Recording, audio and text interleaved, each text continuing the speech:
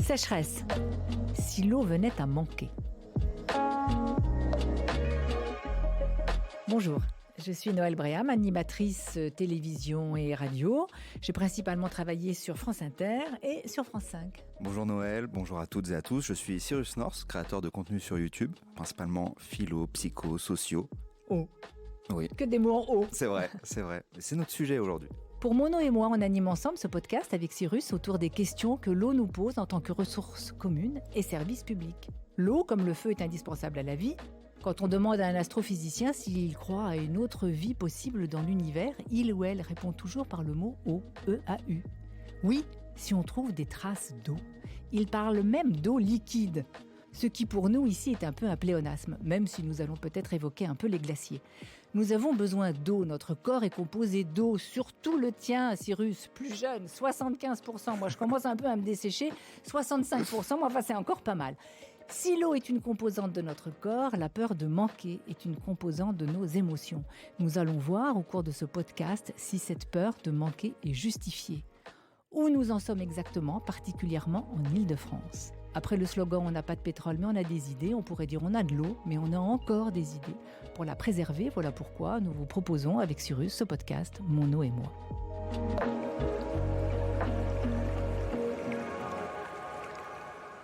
Dans cet épisode, on va parler de sécheresse, plus précisément, et particulièrement en Île-de-France. Et pour ça, on a la chance d'avoir deux experts avec nous. On a Alexandre Yacoub, responsable du service coordination de la production de Veolia Eau d'Île-de-France. Alexandre, bonjour. Enchanté, bonjour. Et on est avec Marie-Lise Massé, du Centre d'information sur l'eau. Bonjour. Bonjour. J'avoue, la première question, moi, qui me vient en lisant vos intitulés, c'est que, en tant que profane de l'eau, nous sommes tous, moi aussi. Voilà. Je sais pas trop à quoi ça correspond. Par exemple, rien que Centre d'information sur l'eau. Vous avez information et vous avez eau, vous avez le principal. Mais c'est en fait le Centre d'information sur l'eau, c'est une initiative d'intérêt général des entreprises de l'eau. Pourquoi faire ? Eh bien, pour depuis 26 ans informer sur tous les sujets de l'eau. Informer maintenant sur les enjeux du changement climatique face au bouleversement pour le cycle de l'eau. Et puis enfin, des informations pour que les uns et les autres, aussi bien des gros consommateurs que des plus petits, on puisse préserver notre eau. Ok, très clair. Et Alexandre, du coup, responsable du service coordination de la production de Veolia Eau d'Île-de-France. En fait, moi je suis employé chez Veolia Eau d'Île-de-France. Pour bien comprendre le contexte, Veolia Eau d'Île-de-France est le délégataire du syndicat des eaux d'Île-de-France. Et donc le syndicat des eaux d'Île-de-France, qu'on appelle le SEDIF, a pour mission de réaliser la production et la distribution de l'eau potable pour 133 communes sur l'Île-de-France. C'est à peu près 4 millions d'usagers. Et moi, ma mission au quotidien avec l'équipe, c'est de gérer la coordination de la production sur ce territoire. Très bien. J'ai fait une story hier en demandant à ma communauté s'il y avait des questions sur l'eau, et notamment sur ce sujet qu'on aborde, qui est la sécheresse. Et il y a une question qui est revenue extrêmement souvent. Je crois que c'est à cause de Jean-Claude Van Damme qu'elle est là, cette question. C'est, est-ce que c'est vrai que dans 20-30 ans, l'eau, il n'y en aura plus ? Et je trouve que c'est une question qui est assez... flippante. Flippante et symbolique des autres questions qu'on pourrait se poser sur la sécheresse, en fait. Parce que la sécheresse, c'est pas du tout précis. C'est très vague, ça s'étale sur des années. On a du mal à l'identifier. On ne sait pas quand ça commence, on ne sait pas quand ça se termine, Exactement. On ne sait pas où ça se passe. Est-ce que c'est chez les autres ? Est-ce que ça peut être chez nous ? Et si oui, c'est pour quand ? Exactement. Et du coup, ça fait peur. Alors, est-ce que c'est vrai ou pas ? Je pense que c'est pas vrai. Marie-Lise Massé. Premièrement, parce que même pendant les temps de sécheresse, de pénurie, on a toujours la même quantité d'eau sur Terre depuis des millions et des millions d'années. Le problème, c'est que en fait, on en a très peu de rapidement disponible. Et elle est mal répartie sur Terre. Et tout ça, ça vient se heurter aussi à nos nouvelles sociétés. Nous sommes de plus en plus nombreux. Les gens des pays en voie de développement ont envie de se développer, donc vont utiliser de plus en plus d'eau. Voilà, on est face à ce problème-là entre une disponibilité qui est plus compliquée maintenant avec ce fameux changement climatique et le fait que nous avons des sociétés qui continuent à se développer et à demander de l'eau, puisque vous savez qu'il faut de l'eau pour le moindre objet, le moindre produit alimentaire. Par exemple ? Il y a un vrai sujet actuellement, par exemple de nos téléphones, de notre informatique, de tous les composants électroniques. C'est un vrai sujet parce qu'on ne le sait pas, mais il faut énormément d'eau pour les fabriquer. Et ce qui s'est passé par exemple à Taïwan juste avant le Covid, Taïwan est le principal producteur. Il a été Producteur de quoi? De téléphone? producteur de téléphones et de composants électroniques. Il a été face à une sécheresse. Donc, il y a eu un problème pour produire. Le Covid est arrivé en plus, le marché s'est refermé. Et donc, c'est pour ça que nous sommes, depuis une bonne année, dans des problèmes d'approvisionnement en composés électroniques. Tout ça pour vous montrer comment l'eau, elle intervient dans des petites cases auxquelles on ne pense pas toujours. Je ne sais pas ce que tu ressens, Cyrus, mais la bonne nouvelle, c'est quand même que l'eau, finalement, elle ne peut pas disparaître de la Terre. Elle ne peut pas ni s'envoler, elle ne peut pas disparaître dans l'espace, elle ne peut pas s'évaporer au-delà d'une certaine couche où elle retombe, en fait.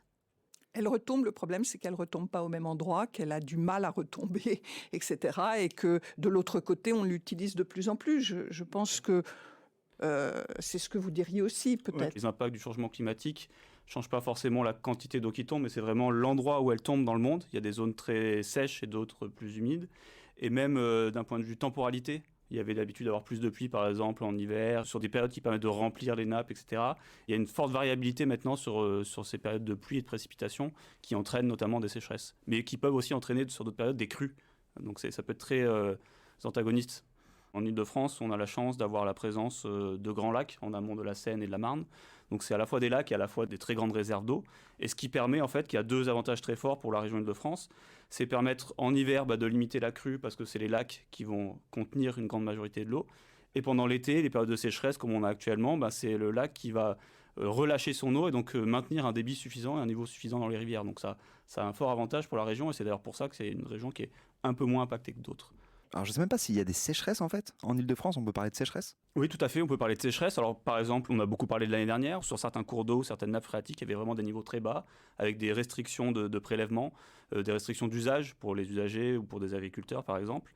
Et donc on parle vraiment de sécheresse et avec des niveaux qui sont suivis par cours d'eau, qui permettent de dépasser soit des seuils qu'on appelle vigilance, soit urgence, soit crise, en fonction de quel est l'état de situation. Et ça, on peut le voir sur la Seine. Elle va changer de niveau. C'est moins flagrant que sur certains cours d'eau ou que certaines petites rivières, mais effectivement, en fonction de la période de l'année, le niveau de la Seine va changer, et même le débit. Pour avoir un exemple, typiquement en ce moment, on a un débit qui est de l'ordre de 70 mètres cubes secondes. En hiver, pendant les crues, on peut atteindre sur la Seine quelque chose comme 700 jusqu'à 1000 mètres cubes secondes. Et pendant des périodes très sèches, on peut descendre jusqu'à 50 mètres cubes secondes, voire moins. Donc il y a vraiment des très grosses variabilités selon la période de l'année et c'est vraiment visible. Marie-Lise Massé. Sur la sécheresse en Île-de-France, vous savez tous qu'on a un climat océanique, donc normalement, il doit beaucoup pleuvoir sur notre région. Et pourtant, aujourd'hui, on a quand même plein de départements, enfin 5 au moins en Île-de-France, qui sont sous arrêté de restriction.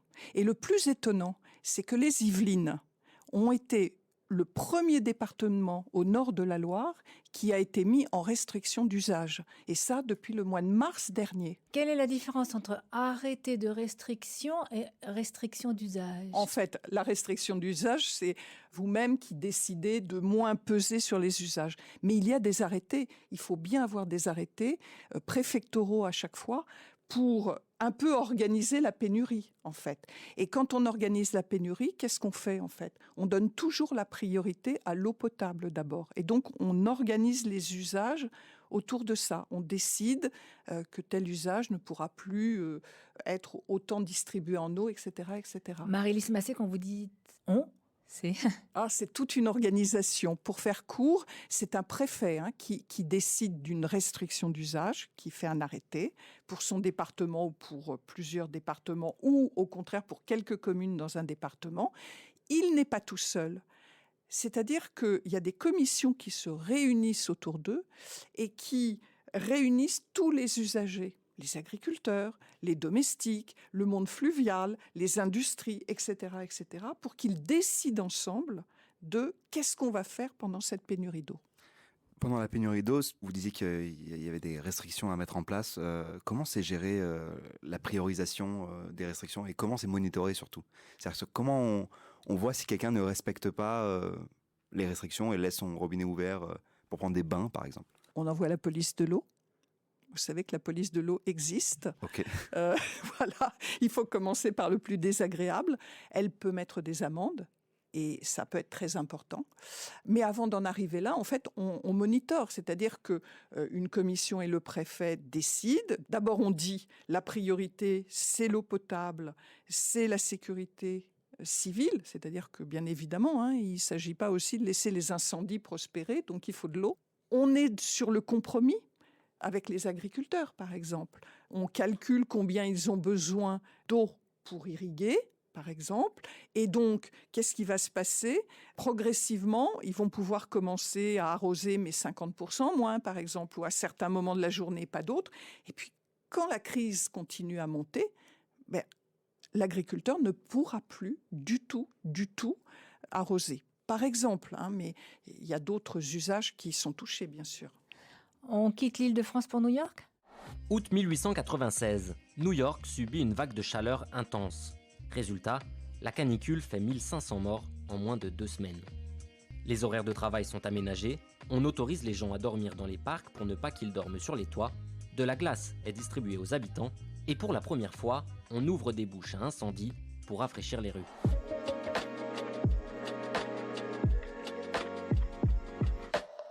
Alors on vient d'entendre un extrait d'un docu du Monde sur l'origine d'une pratique qu'on voit souvent dans les films américains et parfois aussi en Île-de-France, le street pooling. Ça consiste à ouvrir les bouches à incendie pour se rafraîchir.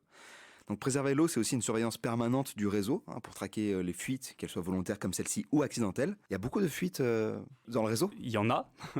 C'est un sujet très important pour les services d'eau, les fuites, parce que c'est ce qui représente un peu la différence entre ce qu'on va prélever dans la ressource et ce que les usagers vont consommer. Donc il y a une réelle importance de diminuer cette part de fuite. Et pour ça, il y a tout un tas d'actions qui sont mises en œuvre, notamment au sein du syndicat des eaux d'Île-de-France, avec tout un pilotage et un suivi. Un des indicateurs qui est important et parlant, ce qu'on appelle le rendement de réseau. Donc c'est vraiment ce ratio entre le volume qu'on met en distribution et le volume qui est consommé par les usagers. Et donc il y a tout un tas d'actions qui sont déclinées pour essayer de réduire cette part de fuite. Donc ça va être le déploiement de capteurs intelligents. Par exemple, sur le territoire du syndicat des eaux d'Île-de-France, il y a 1700 capteurs qui sont déployés. C'est des capteurs, c'est un peu comme les oreilles du réseau. En fait, ces capteurs vont écouter le bruit d'un tuyau. Et quand ce bruit va être anormal par rapport à d'habitude, plus élevé, ça veut dire que peut-être il y a une présence de fuite autour. Et donc ça va permettre aux équipes terrain d'intervenir directement auprès du capteur pour localiser précisément la fuite et venir la réparer. Donc ça peut être un type d'action.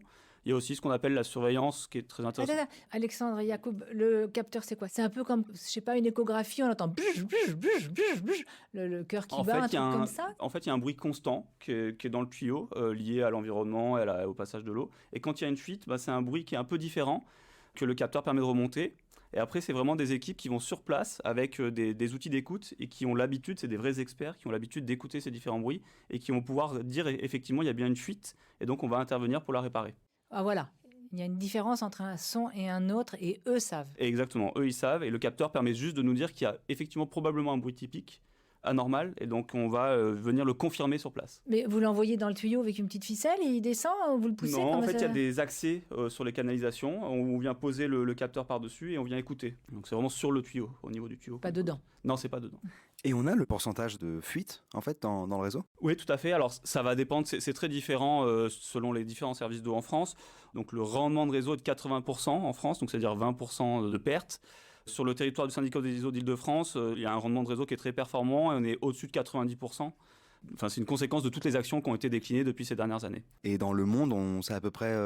Ça dépend vraiment des pays et des régions. C'est très souvent quand même lié au développement des pays. Et donc des pays qui ressemblent à la France ont des rendements qui sont quand même plutôt performants. Je pose la question parce que figurez-vous que le week-end dernier, j'étais en famille et on a parlé de l'eau. Et c'était même sans qu'on sache... Enfin, ils ne savaient même pas qu'on allait faire ce podcast. Il y a un membre de ma famille qui a dit « Ouais, je sais qu'il y a 10% de fuite, c'est énorme ». Et donc moi, j'avais les chiffres de 20 et 30%, et je pense que les gens ne se rendent pas compte qu'en fait, 10%, c'est très peu par rapport à ce que l'humanité est visiblement capable de faire, quoi. En fait, Cyrus, 10%, c'est un très bon niveau. Il y a très peu d'endroits en France qui ont ce niveau-là, si je ne me trompe pas. Est-ce que ce serait possible qu'en Île-de-France, on nous dise maintenant, l'eau, elle sera coupée entre 18h et 22h ou entre 14h et 16h Oui, par les arrêtés, oui. Si la sécheresse perdure, si vraiment on a des baisses de niveau et d'alimentation, on pourra arriver à ça. Et pour revenir sur les fuites, vous savez que c'est quand même important, 20%, parce que ça représente l'alimentation annuelle pour 14 millions de personnes. Donc c'est pas rien. Et alors, les nappes phréatiques, il n'y a pas tout le temps de l'eau dans une nappe phréatique ? Parce que l'eau ne s'évapore pas ? elle s'évapore pas, mais il faut déjà qu'elle arrive jusqu'à la nappe phréatique. Parce que vous, d'un côté, vous tirez sur la nappe phréatique pour vous alimenter en eau, même si en Île-de-France, c'est plutôt les cours d'eau qui permettent d'avoir de l'eau, mais quand même. Donc, pour qu'une nappe phréatique se recharge, il faut qu'il pleuve. Et il faut qu'il pleuve au bon moment. C'est-à-dire que là, maintenant, il n'a plus beaucoup. C'est ce que vous disiez tout à l'heure, c'est que le changement qu'on voit, c'est entre pas assez d'eau et trop d'eau. Donc, il a plu. Mais l'eau qui tombe maintenant n'est pas efficace. Elle va mettre au moins 2 ou 3 mois, selon les couches géologiques, à revenir jusqu'à la nappe. Et en fait, il fallait qu'il pleuve entre septembre dernier et avril de cette année. Que je comprenne bien de manière très concrète, ces arrêtés, c'est juste le temps qu'il repleuve du coup. C'est-à-dire que tant qu'il ne repleut pas, il y a des restrictions ? Tant que les nappes ne se rechargent pas. Par exemple, les arrêtés dont on parlait en Île-de-France, ils ne sont pas pris pour 15 jours. Quand vous regardez les dates, il y en a qui sont pris jusqu'à fin octobre et d'autres jusqu'à fin décembre. Donc vous voyez, il y a quand même aussi une prospective qui est faite. On sait à peu près ce qui va se passer. Est-ce que les nappes phréatiques, elles ne peuvent pas communiquer entre elles ? C'est-à-dire est-ce que notre réseau ne peut pas, par exemple, fournir à une région qui manque de l'eau ? Alors c'est une très bonne question. Il y a différentes mailles. Si on va prendre par exemple le cas de l'Île-de-France, et plus particulièrement là, du syndicat des eaux d'Île-de-France, on a différents niveaux où on peut permettre des échanges d'eau entre des zones. Déjà au sein même d'un territoire, comme le syndicat des eaux d'Île-de-France, c'est 3 usines de production qui prélèvent de l'eau sur 3 ressources différentes, qui sont l'Oise, la Marne et la Seine. En fonction de la présence d'arrêtés sur un des cours d'eau, on peut envisager de compenser ce prélèvement sur l'autre et du coup de faire des secours d'eau entre ces zones. Donc ça, c'est la maille d'un territoire. Après, la maille de l'Île-de-France, on a différents distributeurs sur l'Île-de-France. On a le syndicat des eaux d'Île-de-France. Il y a aussi Haute-Paris, par exemple, pour la ville de Paris. Et il y a des échanges qui sont possibles entre ces distributeurs. Par exemple, Haute-Paris prélève plus d'eau dans les nappes phréatiques. Donc, imaginons qu'il y ait moins de restrictions sur ces nappes-là une année et plus sur les ressources, on pourrait potentiellement demander un soutien de la part d'Haute-Paris et inversement d'autres années.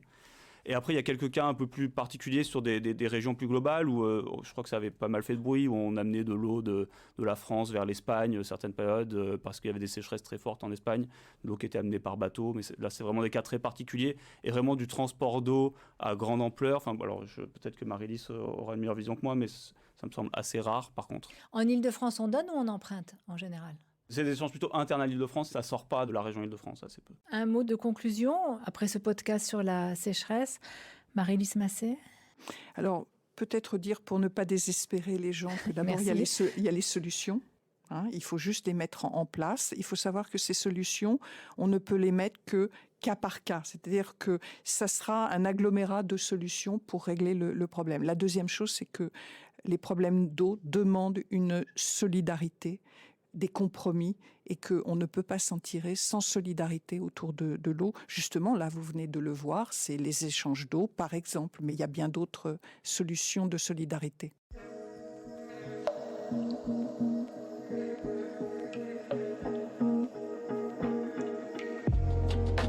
Avec Cyrus, on vous remercie d'être venu. C'est vrai qu'on comprend mieux comment ça marche. Si ça vous a plu, on s'intéresse à d'autres aspects de l'eau dans 3 autres épisodes. Et avant cela, si vous habitez l'une des communes du CEDIF et que vous voulez contribuer mieux utiliser l'eau collectivement, il existe une application qui s'appelle Mon eau et moi, qui permet par exemple de signaler une fuite, on en parlait il y a un instant, une fuite sur la voirie, pour faire intervenir sous 2 heures les équipes de Veolia Île-de-France.